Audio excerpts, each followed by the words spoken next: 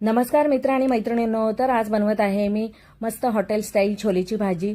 तर यासाठी मी छोले रात्रभर भिजत घातले, त्यानंतर थोडंसं मीठ घालून ते शिजत ठेवले। त्यानंतर 2 कांदे घेतले, 3 टोमॅटो घेतले, 9-10 लसणाच्या पाकळ्या, 1 इंच अद्रक हे सगळं कट करून मिक्सरला ग्राइंड करून घेतलं।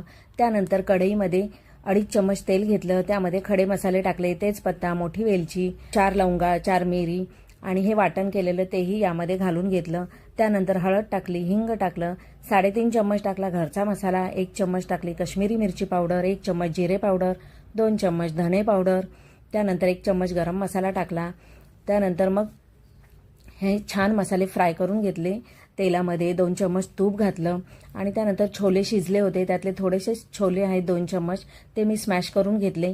मग शिजलेले छोलेही फोडणीमध्ये घातले, स्मॅश केलेले छोले घातले, कसुरी मेथी घातली, कोथिंबीर घातली आणि मस्त 10 मिनिटं त्यांना शिजू दिले।